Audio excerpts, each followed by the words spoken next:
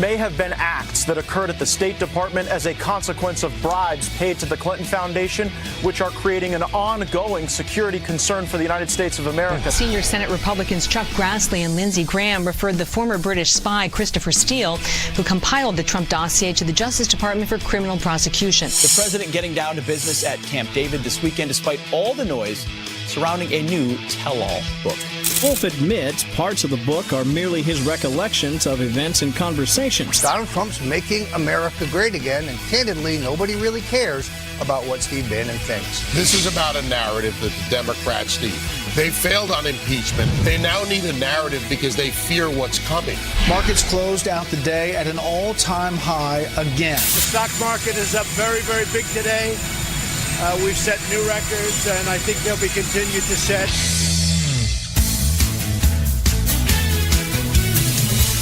Go big or go. Go big or go home. Go big or go home. Go big or go home. Go big. Welcome. We are going big, and we hope you are watching us at home. I was going to say, do you think that's a message from the producers to us? They're saying do better. It's No, a 7 that o'clock is hour, do better than the last. That is the Go big theme or go song home. playing in the loudspeakers at Camp David, where the president and most of his cabinet are trying to move forward on the president's agenda when it comes to infrastructure, DACA, spending bill, defense spending bill, and we'll get to that. I love it. And the president, you saw in that last photo, in our ear, they were saying, why isn't he wearing a coat? It's because when you're the president of the United States and it's cold outside, you don't wear a coat because you're tough. Although I wouldn't judge You don't him. need a coat. I wouldn't judge him if coming he from a needed a Minnesotan. coat. What? But I would judge him if he needed a coat, though. It's been so cold. It has been cold. It's been But- very cold, and we're going to get to some weather as well. Yeah, But good. embrace the cold. Speaking of the big agenda that Griff was talking about, Yes. there is an aggressive agenda that President Trump is trying to move through Congress. In 2018, you've got infrastructure, as you mentioned. You've got DACA. We've also got a spending bill that's coming up in January 19th to keep the government open. But here to talk about it all is Garrett Tenney. Garrett, what are we missing? What do we need to know? As having a good time, like talking policy at Camp David. And that is one of the main purposes of this retreat, is to figure out which legislative issues Republicans will focus on this year. And to do that, President Trump is huddling with top Republicans in Congress this weekend, and those meetings kicked off yesterday evening. You can see some pics of those discussions here, including the president listening to Senate Majority Leader Mitch McConnell.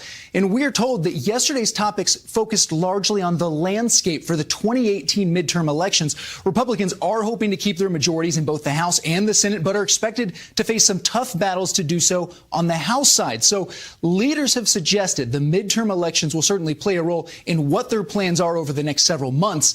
And that strategy will also include touting the successes of the administration, including the recently passed tax bill and the booming economy, which the president talked about as he departed the White House for Camp David. I'm going over with the senators. We're going to Camp David. We have a lot of things to work on, a lot of things to accomplish. The stock market is up very, very big today. And today the meetings will start with a working breakfast around 8:30 a.m. Eastern and then pick up again around 11 to talk more about their policy plans for the year ahead. And today's discussions will focus on a number of policy issues the GOP is hoping to tackle this year: infrastructure, national security, tax policy, next year's budget, and DACA. And with DACA, that almost certainly means they will also be discussing the ongoing negotiations with Democrats to pass a spending bill by January 19th to avoid a government shutdown. Back to y'all. Thanks, Garrett. Thanks, Garrett. Well, if you open up, we've got the headline right here. If you open up your failing New York Times, as I do every morning, unfortunately, you'll see a headline that says this: White House immigration demands imperil bipartisan talks. The print edition I have in front of me says White House demands chill negotiations over migrant policy. The reality is they're putting their thumb on the scale and saying it's the White House's problem if this isn't bipartisan, because they want a wall and the end of chain migration, end of sanctuary cities, calling them hardline immigration measures that jeopardize bipartisan talks. What if you're dug in on defending illegals as your red line and you won't give anything in return? Like the Democrats, wouldn't you be imperiling bipartisan talks? Also, here's the thing, too. President Trump ran on immigration. This was at the centerpiece of his campaign. The cornerstone of his campaign was building a wall. It was increasing border security. The wall. It's absolutely. Clear. And so now this is the leverage that President Trump has. If you want to get those immigration policies done, those immigration promises that he made to voters done, this is the time is now. It's with DACA. This is when this issue is going to come up. He's given Congress until March to address the DACA issue. And so the time is now. If President Trump wants to see something like the RAISE Act, which he endorsed, put forward by Senators Cotton and Perdue, addressing legal immigration and skilled work, bringing in, skilled workforce. If he wants to address the wall, if he wants to get that done, the time is now. Well, we'll see. I mean, look, here's the thing. You got to put it in context, and that is Democrats resisted the president's agenda all year long, and he still got tax reform done. It was a huge accomplishment. Now we're going forward on issues like immigration, like infrastructure that invite bipartisanship, that can't get done with 51 votes, need 60 votes. And so we'll see if headlines like this and actions by Democrats overplay their hand, because the president has put forth an actual plan. He says, look, and a here's what deal he's willing to make. I need I'll give you DACA. But here's the thing that we cannot ignore on this important, frigid Saturday morning, this book. Oh, there's a book? There's a book, Fire and Fury. Real quick, Democrats are also in the minority. So if they want to get DACA done, like they're saying they're going to get done, they're also going to have to give something up to get it done. Listen, the president working on that, but tweeting about the book. This is the overnight tweet you need to see from the president. He says about Fire and Fury, Michael Wolff is a total loser who made up stories in order to sell this really boring and untruthful book. He used sloppy Steve Bannon, who cried when he got fired and begged for his job. Now sloppy Steve has been dumped like a dog by almost everybody.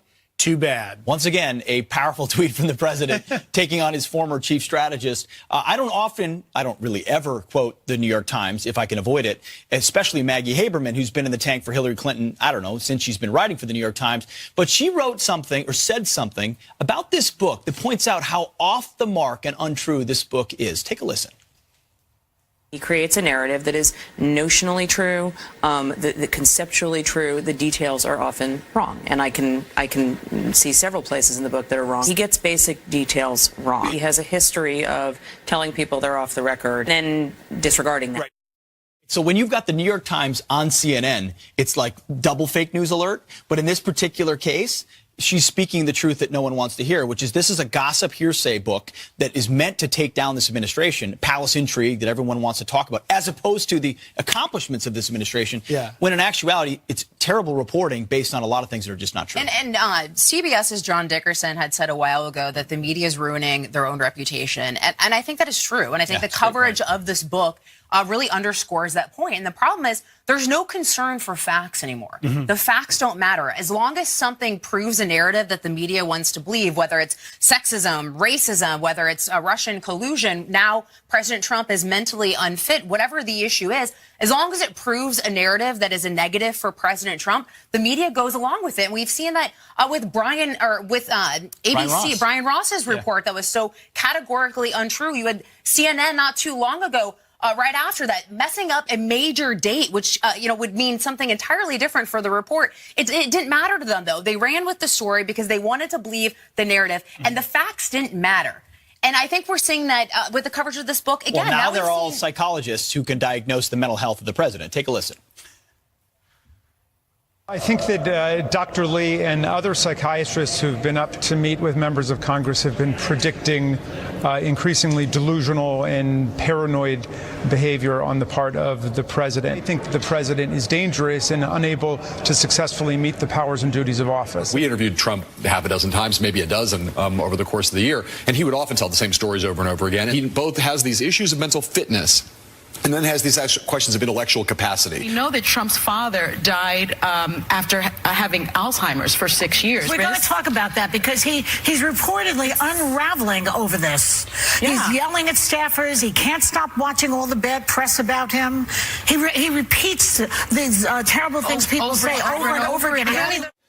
I didn't know Joy Behar was a psychologist. Oh, and John Howman, so too. I guess she has a degree I didn't know about. But if you look at this book, as I haven't read it, but I was reporting on it yesterday, and the gist of the book seemed to be that this revelation that President Trump and his team didn't actually want to win it, and a lot of interviews to that effect. Clearly, whether he did or didn't, he certainly wanted it at the end, and now he's done all the things he's done in the past year, and we're talking about that agenda. But what's fascinating is the media's taking what they want from it, which is, aha, the emperor has no clothes, i.e. he's now unstable. And it will be fascinating to see because President Trump has met criticism with blunt force time and time again. And you raised now the point he has last hour, and it's such a great point. Either he's mentally unfit and totally incompetent, or he's the mastermind of the greatest collusion of all time and an absolute genius. The media can't decide which one they want, and they go with the convenient narrative of the moment to take him down no matter what. And I've seen a lot of folks bring that issue up on Twitter, and it absolutely makes sense because we've seen all these competing narratives, and they conflict with each other. They're contradictory, but it doesn't matter because it's whatever the narrative is of the day to try to undermine the Trump administration, to somehow pin President Trump as incompetent, as incapable of leading. And meanwhile, they don't cover any of the things that would prove that to be untrue, whether it's tax reform law that got done, drilling in Anwar that proponents have been trying to do for 40 years, repealing the individual mandate. Nowhere are we hearing about that. And then instead, they're running with this narrative about a sensational book that even liberal reporters are saying elements of it are untrue, but yet that doesn't matter. They're still running it as truth. They can't, because they can't handle what this president has done, which is reset the agenda and sets the agenda every single day from his Twitter account usually. Right. And so many in the left have taken to, and a lot of it centers around his tweets about North Korea, and he's got a nuclear button, and it's bigger and it works, and Kim Jong-un's doesn't. Well, there's been petitions to Twitter to block the president's Twitter account as a reaction to that. So there's been calls online. Twitter responded to this idea that you would block the president of the United States Twitter account. Actually, very reasonably. Twitter said this. They said, blocking a world leader from Twitter or removing their controversial tweets would hide important information people should be able to see and debate. It would also not silence that leader, but it would certainly hamper necessary discussion around their words and actions. Once again, from the left, if they don't like speech, rather than engage it or debate it, they want to try to shut it down. Kudos to Twitter to not. Who, by the way, real quick, did not mention President Trump by name. I mean, just to be accurate about the reporting on it. It doesn't mention President, but they should block is Ahmadinejad or Iran if they're worried about violent statements. But critics are also saying President Trump is this authoritarian dictator, but yet they want to shut down his ability, his access to free speech and his First Amendment rights to be able to tweet out what he wants and to communicate with Twitter users and to voters. So again, these contradictory narratives that we're saying from critics on the left and some from the media. And it's not just narratives. I mean, if you step back, the media. Yeah. Okay. If you step back and look at the power of the president, a little bit, but, if you look at his Twitter, he has said time and time again that he wanted to speak over that media that has been so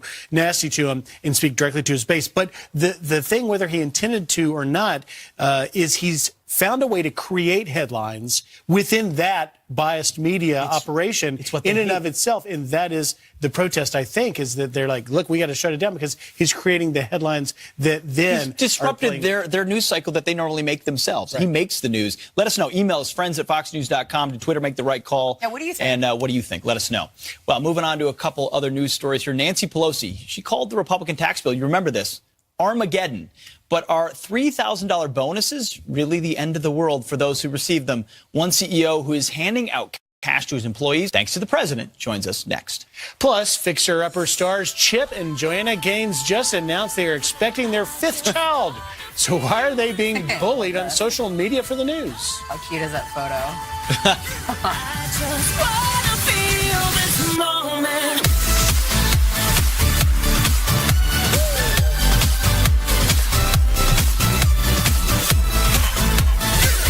Thanks for joining us. So I'm sure you're a generous individual. However, you've been given an additional reason to give back to your employees. Tell us what you're doing and why you're doing it. Absolutely. Well, first, it starts with the owner, Peter Kellogg.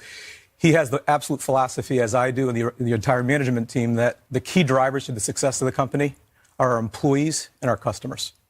And we will not be successful increasing our customers each and every year without talented employees within the organization. So we always share with our employees. Give you an example. Last year, 85% of our employees received a bonus in addition to their salary. Dollar for dollar, up to 7% match on the 401k. In addition, a 3% additional kicker in the 401k last year, which we'll be doing this year as well.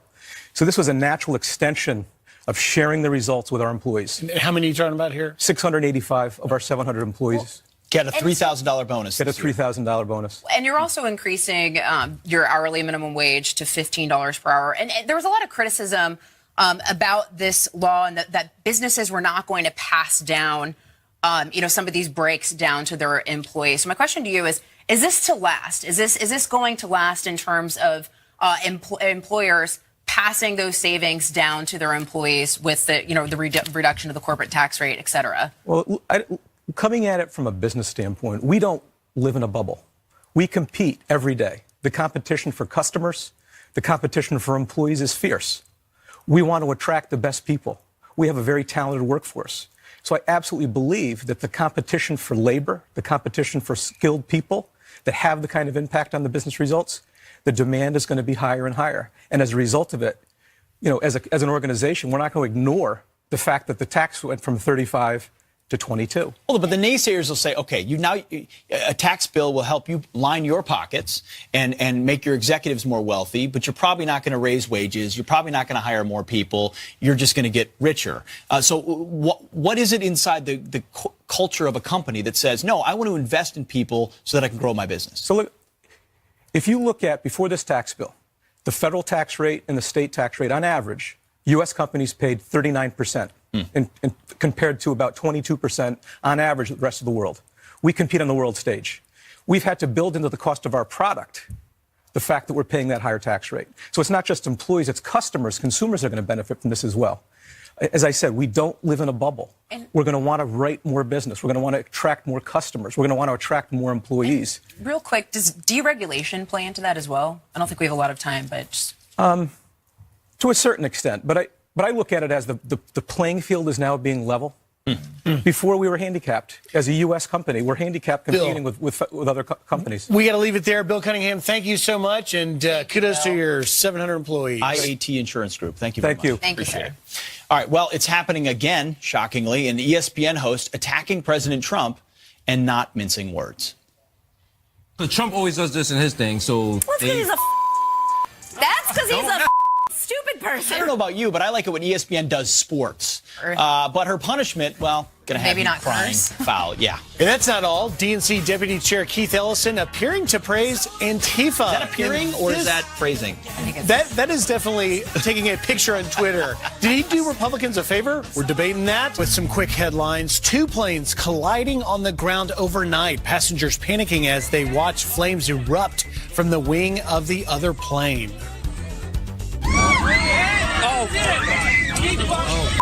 Me. Those passengers inside a WestJet flight that had just landed at Toronto's Pearson International Airport from Cancun. The stationary plane struck by an empty Sunwing aircraft moving back from the gate. Passengers evacuated by sliding down emergency slides. Fortunately, nobody was hurt. And President Trump's administration working to deliver on yet another promise. Secretary of State Rex Tillerson telling the Associated Press they're trying to fix the Iran nuclear deal, urging Congress to change the U.S. law concerning certification. Their goal to come up with changes that President Trump will find reason enough to keep America in the pact. The president must decide next week whether to recertify Tehran's compliance with the deal, which would continue granting its economy relief from years-old U.S. sanctions. Pete? That'll be a big move. Well, the DNC deputy chair is sparking outrage for signaling support for the violent Antifa movement. Keith Ellison tweeting this selfie, he did it himself, with an Antifa handbook saying this: "I just found the book that strikes fear in the heart of President Trump." So, did Ellison do Republicans a favor by proudly touting the violent far-left group? Here to debate, Democratic strategist Michael Starr Hopkins and Fox News political analyst Gianno Caldwell. Thank you, gentlemen, both for joining us. Michael, I'm going to start with you. There's not much left up to interpretation when you take a selfie of the book Antifa, and that is as much of an endorsement as you could garner. Yet we've seen what Antifa has done. They've talked about violence, justifying violence in pursuit of what they believe in. How is this good for the Democratic Party? Yeah, I'll be honest and say it's not. I like Keith Ellison. I think he's been a good congressman, but I think this was a stupid move. This is exactly why, whether you're a Republican or a Democrat, why people hate politics right now. The tone and tenor's gotten so bad. Everybody wants to be a Twitter troll and, joke and make fun of everyone. And I think it's just bad for the democratic process as a whole. Gianno, your response to that, acknowledgement that inside our discourse today, bowing to the worst impulses of your base, which have turned violent, is a bad thing. Well, it's surprising. Michael and I agree early Saturday morning. Absolutely. Interestingly enough, with 37% of the American people viewing the Democratic Party unfavorably, the only way, and in the quarter of a century, this is the lowest in a quarter of a century, one way to lower that percentage is to clean sweep endorse Antifa. This is problematic for anyone to do such a thing, a group that has been declared by many of our government agencies as a domestic terrorist group. And the person like Keith Ellison, who should know better, but who has endorsed radical opinions before. For example, he named one leader who, on the left, he said that the leader on the left in particular said that Hitler was actually a good guy. So this isn't surprising for him, and the Democratic Party really should be coming out debuking what Keith had said, and we haven't seen much of that. So this is actually taking them down further. So it's really problematic for the left. Michael, honest question here. Absolutely. What does the modern Democratic Party truly stand for? We know what they're against, what they will resist. What will they bring to voters and say, this is truly what we're for? Listen, Democrats need to be for increasing wages. We need to make sure that people have basic things like food in their fridge, that schools more affordable, accountability within the government. You know, I think Democrats have a lot of work to do to make sure our message is strong, but I think we do have a winning message. But we can't get distracted by things like this, things that But the message of food in your fridge, I mean, that's great, but what inside the sort of more government control, higher taxes, Bernie Sanders talks about democratic socialism. What does that actually do to put food in the fridge?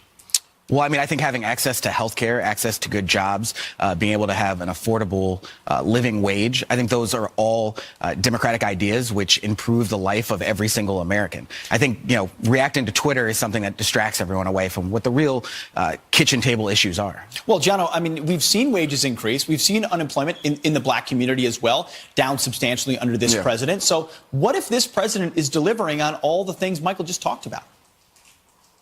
And that's what I was about to say, Michael. Those used to be democratic principles. They used to believe in that, but now they have no message. And the fact of the matter is, President Trump, whether we like his tweets or not, his record in the first year has been one of success. I mean, you can go after every single tweet, of course, but when you look at unemployment down to its lowest point since the 70s in the African American community, I think that's a winning message for President Trump and the Republican Party, in addition to passing tax reform in his first year, which took Reagan in his second year. I mean, this is a really pretty good record. And I don't think at this point Democrats have any message to go against that. So for Democrats at this point, they're still trying to find their footing, and I think it's going to be even more difficult considering the Republicans actually have been delivering on promises made during the 2016 election. Michael, Giano, that was an entirely civil discussion this morning. Absolutely. Especially when it starts with agreeing on the fact that tweeting anything with Antifa is a bad idea. Gentlemen, thanks a lot. Appreciate your time. Have a great morning. All right. Coming up, it's happening again. An ESPN host attacking President Trump, not talking about sports, instead talking about politics. So Trump always does this in his thing, so... That's because he's a stupid person. I don't know what that backdrop is, but if that's ESPN, an ESPN host, wow, it's tough times. They're going soft on her punishment. We'll bring that to you. And brand new signs this morning. Is that a real picture? Kim Jong-un could be going for the gold. We're going to explain that. Him and Putin, they love riding horses. At least Kim Jong-un kept his shirt on. Pump it up a little more, get the party going on the dance floor. See, cause that's where the party's at, and you find out if you do that. This is not hyperbole. That is my favorite song of all time. Was that a Pete Hegseth request? Dream on. My high school music teacher played this song as an example of everything that was wrong with rock music, because when he hits that note after like the third phrase, like dream on, and he screams, that was my favorite part. At that point, I knew everything I needed to know about rock music in my life. What do we want to bet that people's TVs are on mute right now?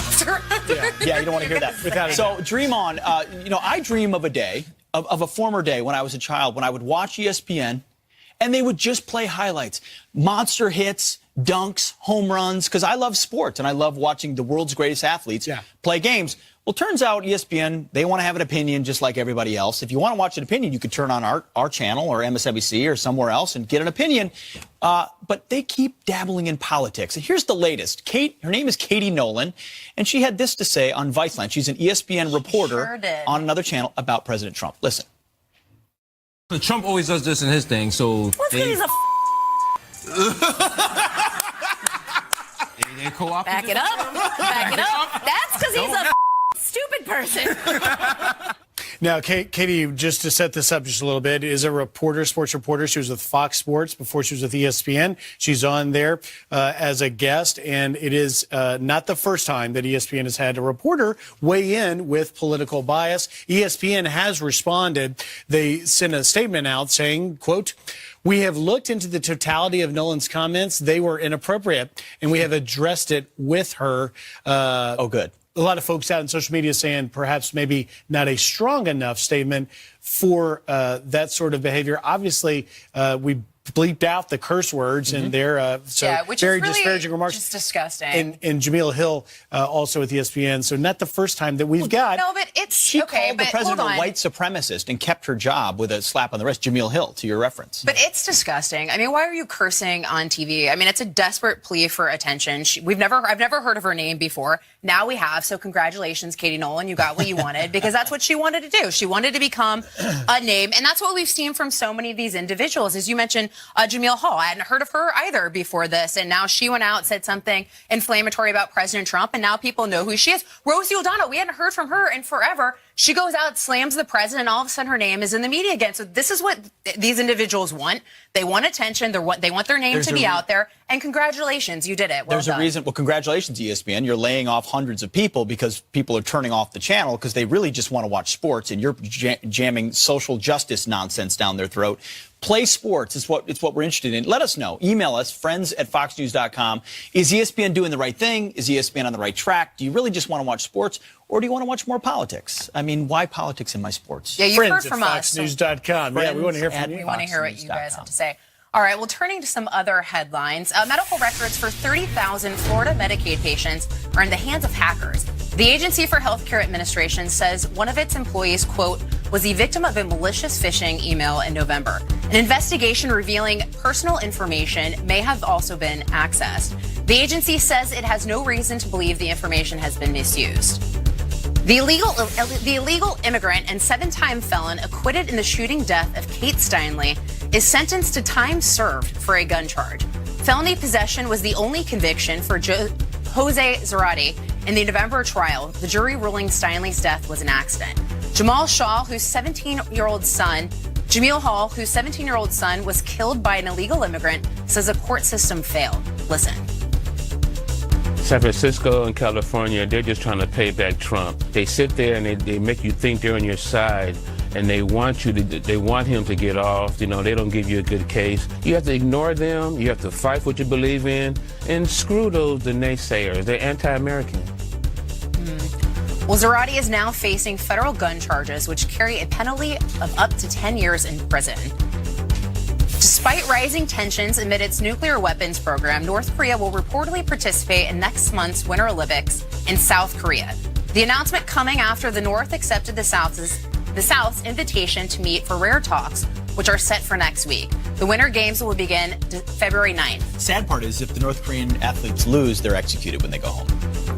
All right. Well, we don't know that. We do know that. On a much happier note, Fixer Upper stars Chip and Joanna Gaines are blasted on social media after announcing they are expecting their 5th child together. High five. Be careful. Hello. Watch out. Next time, use the horn when it's falling down. Well, this is disgusting. One Facebook user saying, quote, overpopulation is killing this planet. Having another child is an irresponsible act. Other critics like Us Weekly accusing the HGTV stars of having a child as a ploy to save their marriage. Well, all right. And those are your headlines. What about that? That's so ridiculous. I mean, God bless them. Congratulations is what we should all be saying. We should be saying that. All right. Well, we also have Autumn Klotz Adam, what's going on weather-wise? Well, guys, I'm out here in the plaza doing calisthenics to try to stay warm. It is freezing. Don't wear yourself out. Yeah, well, it's not about where I can do this all day long, guys. I'm in fantastic shape, so don't even question that. It's all about the temperatures. It is absolutely frigid out here, frigid on the eastern half of the country. I actually just saw at the top of Mount Washington, that's in New Hampshire, so one of the highest elevations you're going to get, negative 92 degrees. That's the feels like temperature there. Not that cold here, so I have something to be happy about. But let's take a look at some of these maps. It is chilly.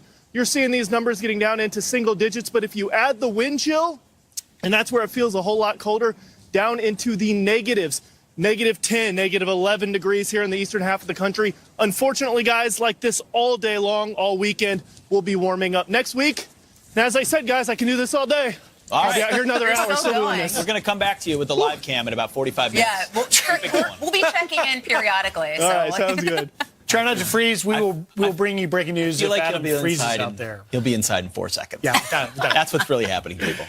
All right, here we go. The numbers are stunning. Big unions sending over $1 billion to Democrats without their members knowing about it. How did they get away with that? Wow, it's called bureaucratic graft. And moments ago, President Trump firing back at critics questioning his mental fitness in a series of new tweets. Amy Holmes, here to react. Next. Here she is. Hey.